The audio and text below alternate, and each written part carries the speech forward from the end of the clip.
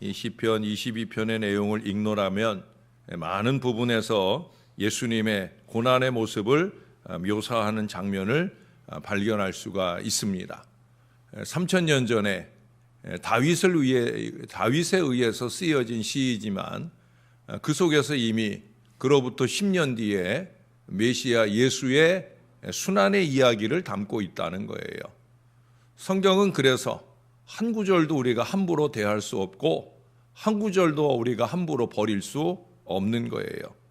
또 오늘 6절부터 8절까지를 특별히 보시면 나는 벌레요 사람이 아니라 사람의 비방거리요 백성의 조롱거리니이다. 나를 보는 자는 다 나를 비웃으며 입술을 삐죽거리고 머리를 흔들며 말하되 그가 여호와께 의탁하니 구원하실 걸 그를 기뻐하시니 건지실 걸 하나이다. 십자가 아래서 예수님을 조롱하던 그 어리석은 인생들의 모습들이 보여지는 듯합니다. 또 13절부터 보면 우리 13절부터 18절까지 한 절씩 한번 또 교독하겠습니다. 13절에서 18절까지입니다. 내게 그 입을 벌림이 찢으며 부르짖는 사자 같으니이다.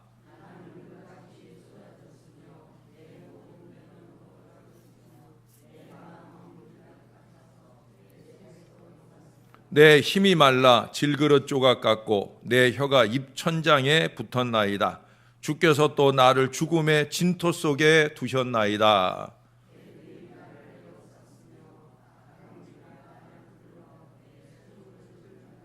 내가 내 모든 뼈를 셀 수 있나이다. 그들이 나를 주목하여 보고. 아멘. 특별히 18절이 예수님 경우처럼 많이 와닿을 거예요. 또 살을 찌르고 뼈가 부러지는 그런 내용들까지라도 다 마찬가지입니다. 그래서 이 시편 22편을 메시아시라고 그렇게 부르기도 합니다. 예수님의 십자가상의 7말씀 중에 네 번째 말씀 엘리 엘리 라마 사박다니 나의 하나님 어찌하여 나를 버리시나이까 하는 구절이 바로 1절에서 시작이 되고 인용된 것으로 이제 그런 점을 엿보게 해줍니다. 그러므로 이 시는 예수님의 고난을 염두에 두고 읽으면 그 의미와 느낌이 더욱더 확연하여집니다. 1절을 다시 한 번만 보겠습니다. 내 하나님이여 어찌 나를 버리셨나이까? 어찌 나를 멀리하여 돕지 아니하시오며 내 신음소리를 듣지 아니하시나이까? 많은 사람들은 이 1절부터 21절까지의 이 고난의 내용처럼 예수님께서 고난받고 죽으심으로 그 모든 생애나 또 예수님 사건이 끝난 것이라 생각을 했었습니다. 또 지금도 그렇게 생각하는 사람들도 여전히 있지요. 그러나 분명 예수님은 부활하셨어요. 사망 권세 이기시고 부활하셔서 22절 이하의 찬송이 가능하게 하시고 있다는 거예요. 저자는 고난과 역경 속에서 이제 곧 하나님께서 그 구원의 손길을 펼 것이다 라고 하는 걸 알고 있었습니다. 그래서 오늘 이 시를 그렇게 아름답게 마무리하며 적어가고 있는 거예요. 마치 예수님께서 엘리 엘리 라마 사박다니 하거나 또 내가 목마르다라고 그 육신적 인간의 고통을 대신하는 그 외침을 바라시면서도 예수님께서 금방 벌써 다 이루었다라고 하는 이 승리의 선언을 하는 것과 같이 이 시편 22편은 구원의 은총을 확신하면서 찬송하고 있어요. 사실은 아직 구원의 은혜가 임한 게 아니에요. 그러나 다윗은 그 은혜가 임할 것을 바라보면서 오늘 22절 이하의 찬송을 나열하고 있는 거예요. 마지막 31절만 보시면 우리 31절을 한 번만 더 같이 읽어볼까요? 시작. 와서 그의 공의를 태어날 백성에게 전함이여 주께서 이를 행하셨다 할 것이로다. 할렐루야. 이게 저와 여러분의 사명이에요. 우리에게 구원을 베푸신 또 앞으로도 크고 작은 많은 구원의 역사를 그 큰 사랑으로 나타내실 우리 주님의 이름을 우리의 이미 태어난 자식들에게나 또 태어날 자손들에게나 우리가 오고 오는 모든 세대들에게 이 주님의 은혜를 전해야 된다는 거예요. 오늘도 보니까 감사원금 2가지가 다 손주들을 위해서 시험을 앞둔 손주와 또 100일을 맞는 그 손주에게 손자를 감사하면서 예물을 드렸는데, 이렇게 우리의 자손들로 인해 감사한 일들이 넘칠 뿐만 아니라 또 그 자손들의 마음속에 예수 잘 믿는 믿음이 심어지기를 바라면서 이 찬송이 끝나지 않아야 돼요. 자식들 앞에 맨날 불평이나 하고 원망이나 하고 비방이나 하고 그래가지고 그 자식들이 어찌 하나님 찬송하는 믿음으로 자라겠습니까? 자식들 앞에 밥상머리 앞에서 하나님께 늘 찬양하고 영광 돌리는 믿음의 찬양과 기도 속에 우리의 신앙이 사라질 때, 그럴 때 우리의 자손들이 하나님 앞에 바로 서는 은혜가 임하게 되어지는 거예요. 그래서 그는 2절에 보시면 내 하나님이여 내가 낮에도 부르짖고 밤에도 잠잠하지 아니하오나 응답하지 아니하셨지만, 그 다음 바로 3절에 뭐라고 그래요? 이스라엘의 찬송 중에 계시는 주여 주는 거룩하시니이다. 당장 바라는 응답은 안 왔어요. 그럼에도 불구하고 찬송하겠다는 거예요. 왜? 찬송해야 하나님이 임재하시고 임재하신 하나님이 역사를 하시니까. 많은 신앙인들이 하나님이 언제 우리 가운데 오시고 당신의 역사를 펼쳐주시는지를 모르고 사는 것 같아요. 하나님은 불평과 원망의 자리에 오시지 않아요. 이스라엘의 찬송 중에 계시는 주님 잊지 말아야 돼요.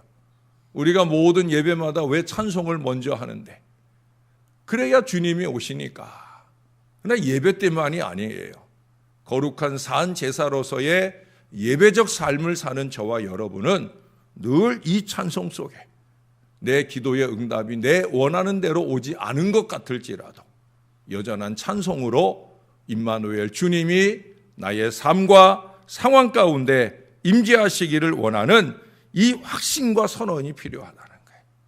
오늘 시인은 이 확신 가운데 그의 찬양을, 그의 시의 마지막을 찬양으로 장식하고 있어요. 그의 찬송 속에 보면 전혀 조급함이 없어요.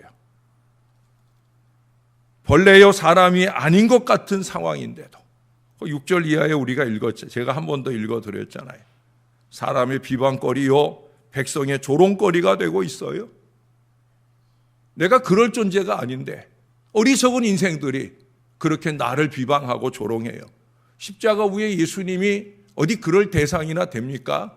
예? 그런데도 불구하고 십자가 아래서 예수님을 향해 그 온갖 비방과 조롱을 일삼잖아요.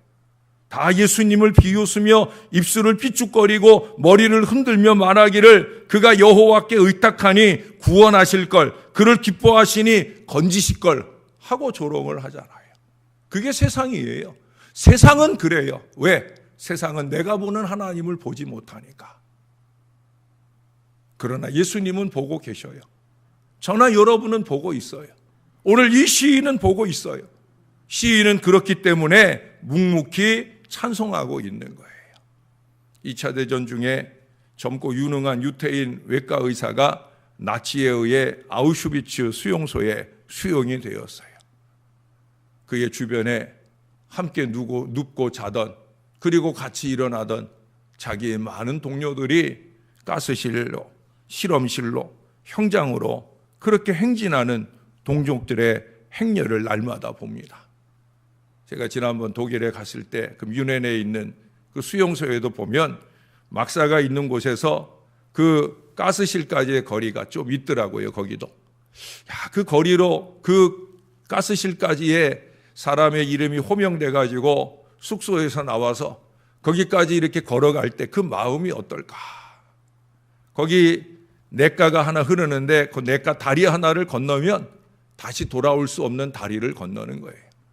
그 다리 건너가면 이제 가스실로 방마다 들어가서 그들은 그렇게 사라져 버리는 거예요.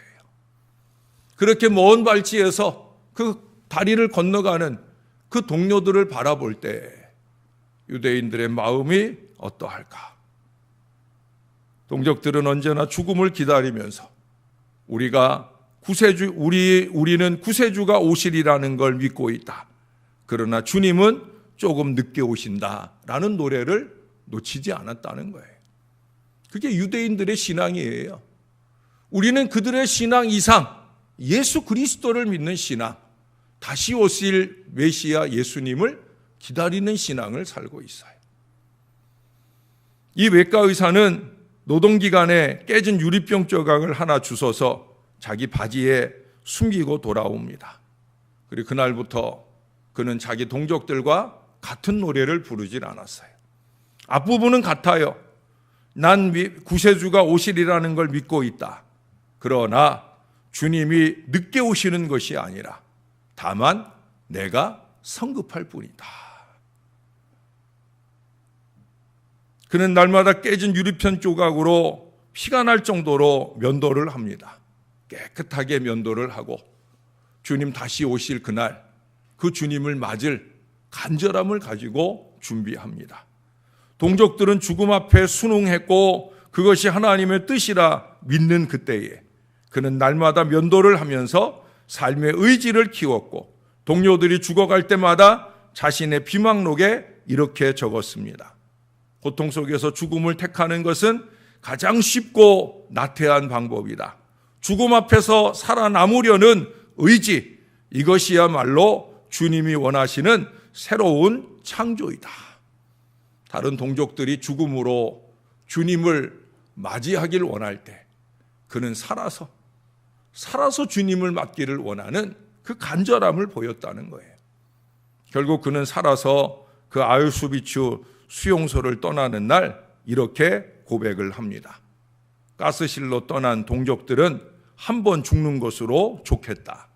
그러나 나는 살아남기 위해서 매일 죽지 않으면 안 되었다. 자기와 함께 누웠건 또 일어났던 사람들이 죽으러 가는 그 장면을 보면서 어쩌면 그 가운데 친구도 있을 것이고 형제도 있을 것이고 가족도 있을 터인데 죽음을 향해 가는 그들을 바라보아야 하는 그의 마음은 차라리 죽는 게 나은 그런 마음이 어찌 아니었겠습니까?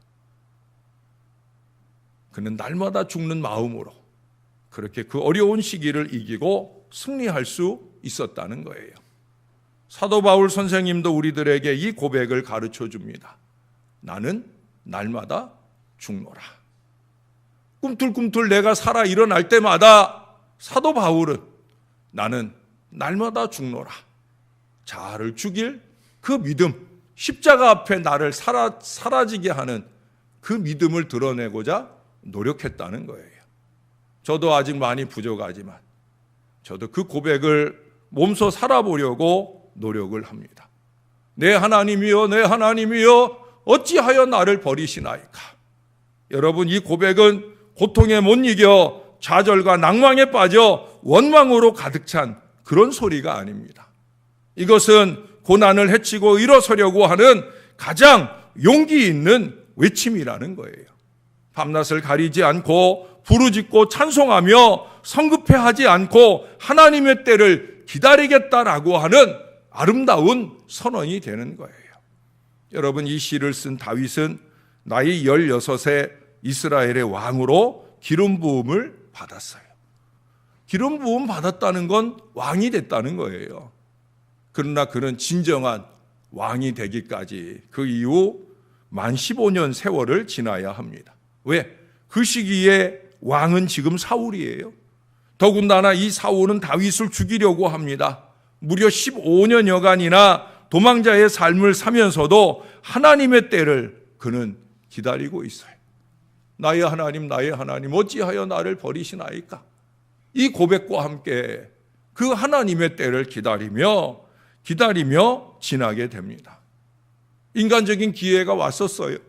2번이나 사울을 죽일 수 있는 순간을 만났지만 그러면 자기의 고통이 종식이 되고 왕으로서 위대하게 등극하는 순간을 만나게 되지만 자기의 뜻대로, 자기의 마음대로 그렇게 하나님의 때를 당기려 하지 않아요.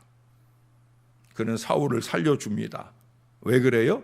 하나님이 기름 부으신 그런 사람을 자기가 함부로 할 수 없다는 겸손한 고백 속에 그는 그렇게 사울을 살려줍니다. 하나님이 왜 그를 크게 보시는가?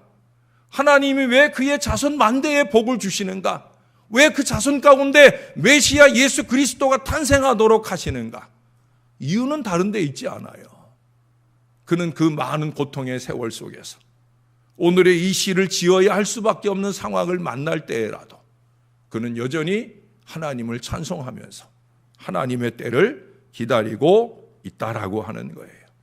우리가 이미 보았던 많은 시들, 앞으로 보게 될 많은 시들 가운데는 거의 이 고난의 시기에 적은 시들이 많아요. 참 중요한 교훈입니다. 다윗은 고난받을 때 오히려 찬송이 넘쳤다는 거예요. 저의 신앙도 그렇습니다. 저의 신앙도 답답하고 어려울 때, 힘들고 괴로울 때 주님은 더 많이 저에게 찬송을 하시게 해요. 저는 기도보다 찬송을 더 많이 합니다. 저의 시간이 기도가 많을 때는 어쩌면 마음이 편안하고 여러분들을 위한 더 많은 중보적 시간을 지날 때예요. 그러나 그 시간이 줄어들고 찬송이 많을 때에는 오히려 내 마음이 괴롭고 힘들 때예요. 믿었던 사람에게 괴로움을 만날 때이고 답답하고 어려울 때예요. 저는 그런 때 많이 기도하지 않아요. 하나님 앞에 더 많이 찬양을 합니다. 왜? 다윗이 그 어려울 때 이 시편들을 기록했던 이 기록들을 저는 알고 있거든요. 그것이 우리의 신앙이 되어야 되거든요. 하나님의 때를 기다리는 다윗은 조급하지 않고 그 하나님의 때를 기다림으로 40여 년가의 왕으로서의 그 통치를 위한 훌륭한 준비의 시간을 삼고 있는 걸 보게 됩니다. 그는 어려울 때 남들처럼 더 많이 기도했을 뿐만 아니라 그보다 더 많이 찬송하려고 노력했다라고 하는 거예요. 이게 살아계신 하나님을 신뢰하는 신앙입니다. 그분의 때를 기다리는 아름다운 믿음이 되어지는 거예요. 다윗을 사랑하셨던 하나님이 저와 여러분을 사랑하는 줄로 믿습니다. 그 믿음을 견지해야 되는 거예요. 사람은 변하고 상황은 변합니다. 그러나 하나님은 변함이 없으시다는 거예요. 이게 신앙 아닙니까? 이게 중요한 거 아니겠어요? 유치원 다니는 어린 딸아이를 키우면서 행복하게 사는 믿음의 부부가 있었습니다. 근데 어느 날 이 젊은 아내가 원인도 모르는 병에 걸리고 불과 얼마 앓지 않아서 그만 세상을 떠나버립니다. 얼마나 참담한 마음이겠어요. 먹구름이 그 가정을 덮어버렸어요. 아버지와 어린 딸이 엄마를 땅에 묻고 집에 돌아왔어요.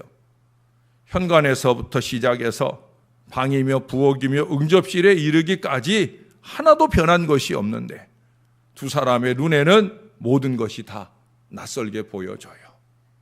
엄마가 없고 아내가 없는 자리니까 당연히 그럴 거예요. 어두운 밤이 되었습니다. 아빠가 딸을 침대에 눕히고 기도해 주면서 편히 자라고 하고는 자기 방으로 돌아왔어요. 그러나 얼마 후에 딸의 방에서 우는 소리가 들려서 아빠가 급하게 가보니까 아빠 무서워요, 어두워요 라고 고백을 하는 거예요. 그러자 아빠가 딸에게 타이릅니다. 얘야, 아무리 어둡고 캄캄해도 무서워도 아빠가 있으니 무서워하지 말고 조용히 자거라 권합니다. 딸이 아빠의 말을 듣고 가만히 눈을 감고 잠을 청하는 듯 하더니 이 아이가 아빠에게 속삭이듯 묻습니다. 아빠, 아무리 어두워도 아빠는 날 사랑하지. 이 집사님은 이 딸의 그 소리 속에서 하나님의 음성을 들었어요. 하나님의 마음을 읽었어요. 그 한마디에 그는 상심했던 마음을 일으켜 세우는 새빛을 보게 됩니다. 하나님, 딸의 입술을 통해서 나에게 진리를 가르쳐 주신 것 감사합니다. 나의 주변이 아무리 어두워도 변함없는 하나님의 사랑이 있으므로 실망치 않습니다. 비록 우리의 가정에 먹구름이 덮여 사망의 음침한 골짜기 같이 느껴지지만 내가 딸을 사랑한 것과 같이 하나님께서 나를 사랑하시는 것을 믿고 힘을 얻습니다. 평안을 얻습니다. 그 고백을 하자마자 그 마음 가운데 물밀듯 하늘에 놀라운 평안이 임하는 체험을 하게 되었다라는 고백을 적고 있습니다. 아내 없이 어떻게 사나 하는 그 모든 두려움과 염려가 다 사라지게 되어지더라는 거예요. 그를 사랑하시는 면에서 만세반석이 되시고 변함이 없으신 그 하나님을 믿을 그때에 그의 마음에 진정한 평안이 찾아오게 되어지더라는 거예요. 신앙에 좋고 신앙이 견고하고 하는 그 차이는 다른 데서 나타나지 않을 거예요. 어렵고 힘든 순간을 만날 때 아마 그 신앙의 색깔이 확연하게 보여지지 않을까 생각이 듭니다. 사랑하는 여러분, 여러분들의 신앙은 어떻습니까? 저와 여러분의 신앙은 하나님께 기도하고 하나님께 찬송하는 일들이 하나님 보시기에 부끄럽지 않은 모습으로 그것이 우리에게 늘 삶의 습관이 되고 주님께 영광이 되는, 그래서 우리가 아까 불렀던 299장이나 300장 그 찬양의 고백들처럼 아무리 많이 힘들고 어렵고 어두워도 하나님이 날 사랑하신다, 이 고백 속에서 새 힘을 얻고 새 은총의 미래를 기대하는 이 견고한 믿음이 저와 여러분 안에 한결같기를 우리 구주 예수님의 이름으로 간절히 축원합니다. 기도하겠습니다. 좋으신 아버지 은혜를 감사합니다. 명절 연휴 기간이지만 이 시간들 하루하루 주의 말씀을 사모하며 새벽자리를 찾는 주의 자녀들을 위해 부족한 종이 또 정성껏 말씀을 준비하고 하루하루 잘 전하면서 이 메시지 속에서 우리가 찾아야 할 진리, 우리가 찾아가야 할 믿음, 우리가 찾아가야 할 미래가 무엇인지를 깨달아 알 수 있도록 인도해 주시니 감사합니다. 주님이 당하신 모든 고난, 그 고난을 이기고 부활하신 승리의 역사, 이것이 우리의 미래에 우리의 일들인 줄로 믿습니다. 오늘 힘들고 어렵기도 합니다. 답답하고 안타깝기도 합니다. 때로는 어두운 상황들이 거칠 줄 모르고 끊임없이 나를 언습할 때도 있습니다.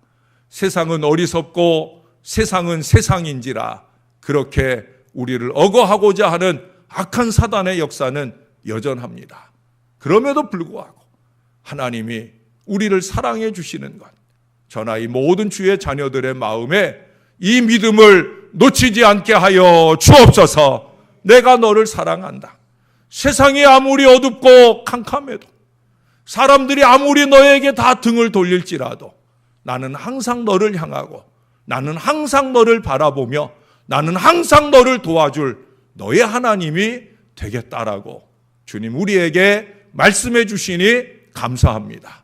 하나님을 향한 우리의 시선도 흔들리지 않게 하여 주옵소서. 하나님을 늘 바라고 밤낮으로 그 하나님께 기도할 뿐만 아니라 우리의 마음을 토하는 아름다운 찬양까지 하나님 놓치지 않게 도와 주옵소서. 고통 가운데 함께 하시는 주님, 그 주님의 손길로 통하여 위로를 받으며 평안을 누리며 새 힘을 얻도록 도와 주옵소서. 나 자신만을 위해서가 아니라 나와 함께하는 이들을 위해서라도 하나님 우리가 믿음의 용기를 복돋우며 우리의 마음의 평정을 찾아내는 일에 어렵지 않도록 임마누엘 우리와 함께하여 주옵소서. 우리가 찬송하겠사오니 오 주님 우리의 찬송 가운데 거하여 주시고 찬양으로 영광 받으실 뿐만 아니라 우리의 기도하는 그 미래를 축복으로 열어 주옵소서. 오늘 사랑하는 우리 할머니들의 귀한 마음의 손길로 하나님께 영광을 올려드리나이다. 주님이 이 예물을 기쁘게 연락하여 주옵소서. 배기를 맞거나 시험을 앞두고 있는 모든 자녀들의 앞길이 사랑하는 어르신들의 기도로 통하여 형통한 미래가 활짝 열릴 수 있도록 은혜를 베풀어 주옵소서. 앞으로도 더 많은 기도로 자손들을 섬기는 어르신들의 기도로 통하여 자손들의 앞길이 믿음 위에 견고해지는 역사를 누리게 하여 주시옵소서. 감사합니다. 축복합니다. 예수님의 이름으로 기도합니다. 아멘.